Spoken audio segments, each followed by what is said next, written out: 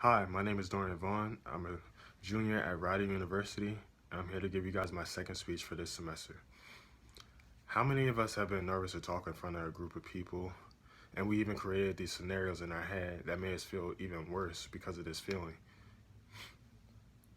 All of us have. All of us have been in this situation where we were nervous or anxious to talk in front of a group of people, whether it was in a classroom or even during their daily routine at their job.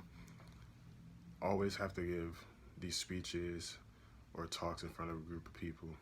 The value of listening to this speech is that you get a better understanding of what the illusion of transparency is and how it can be seen in different aspects of our lives.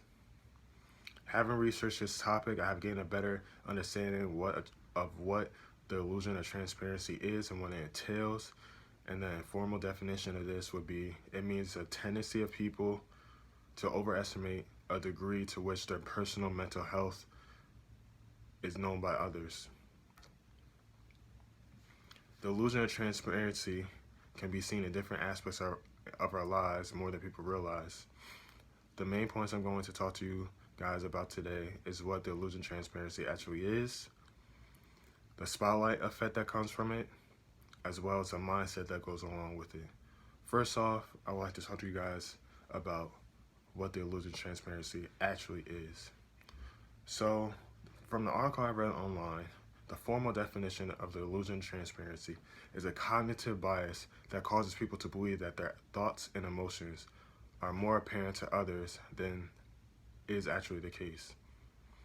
Basically, that means the way we're feeling at the time sometimes create these scenarios in our mind to see different things than what it actually is.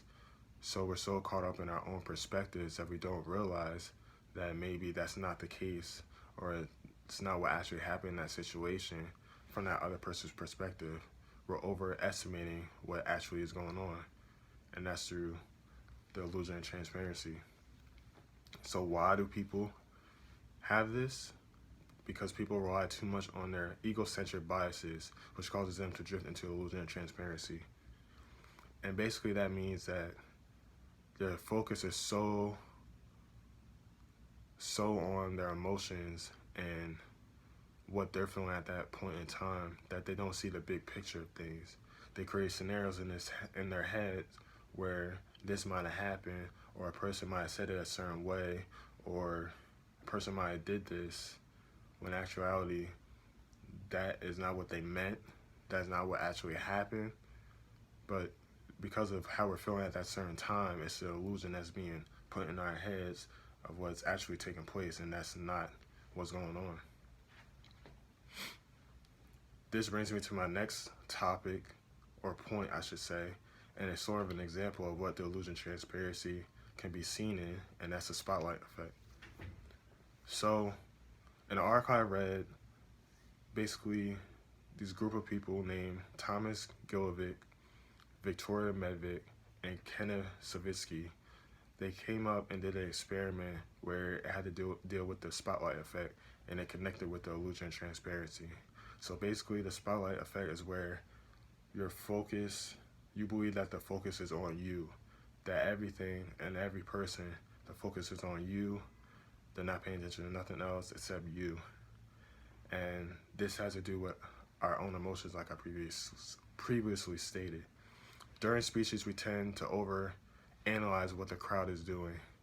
And since we have these racing emotions, we're so focused on how we're feeling that we tend to overestimate people's facial expressions or responses to certain aspects of our speech. For example, if we're doing a speech and we see people make these facial gestures like smiling when you mess up, or they're just sitting there with a blank stare, you start to develop these thoughts in your head like, oh, they must be worried that I'm taking too long, or they're thinking about how I messed up and they're basically making fun of me. When in actuality, they're bored.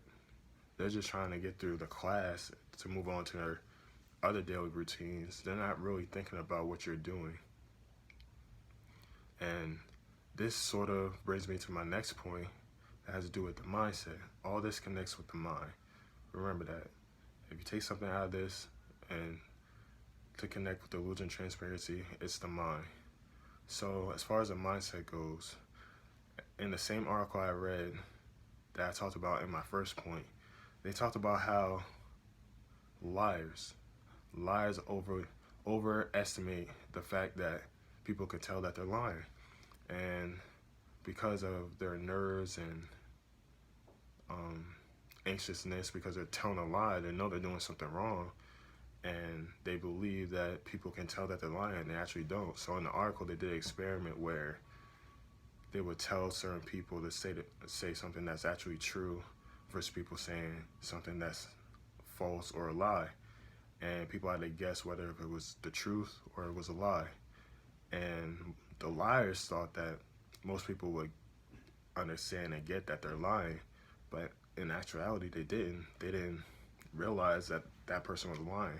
And that has to do with the illusion of transparency. You think in your head, because you're doing something wrong or you're anxious or your emotions that's going through your mind, you think people can see what you're doing. But in actuality, they're not even thinking about that.